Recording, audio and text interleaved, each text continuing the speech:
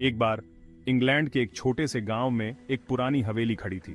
गांव वाले कहते थे कि उस हवेली में एक आत्मा बसी हुई है जो रात होते ही जाग उठती है। एक रात एक युवा लड़का जो अपनी साहसिकता के लिए जाना जाता था, दोस्तों के साथ उस हवेली में जाने का फैसला करता है।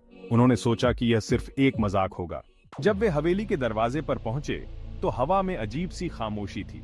दरवाजे को धकेलते ही वह खुल गया। अंदर जाने पर उन्हें दीवारों पर पुराने चित्र और एक गहरा अंधेरा दिखाई दिया। जैसे ही वे आगे बढ़े, अचानक एक ठंडी हवा चली और एक चौंकाने वाली चीख गूंज उठी। सभी दोस्तों ने एक दूसरे की तरफ देखा, लेकिन हिम्मत जुटाकर आगे बढ़े। अचानक एक भयानक रूप से दिखने वाली महिला की आत्मा सामने आ गई। उसके चेहरे पर दर्द और उदासी थी। उसने कहा, मुझे मुक्ति चाहिए।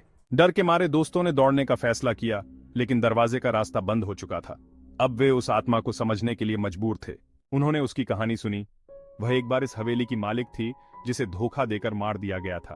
उसकी आत्मा अपने गुनहगारों की तलाश में भटक रही थी। लड़के ने उसकी मदद करने का फैसला किया। उन्होंने गांव में जाकर उसकी कहानी बताई और गुनहगारों की पहचान की। जब उन्होंने उन गुनहगारों को हवेली के सामने लाया, तब आत्मा ने उन्हें देखा और एक चमक के साथ गायब हो गई। गांव में शांति लौट आई, लेकिन दोस्तों ने हमेशा उस रात को याद रखा जब उन्होंने एक भूतिया आत्मा की मदद की थी। हवेली अब भी खड़ी है, लेकिन कोई भी उस पर कदम रखने की हिम्मत नहीं करता।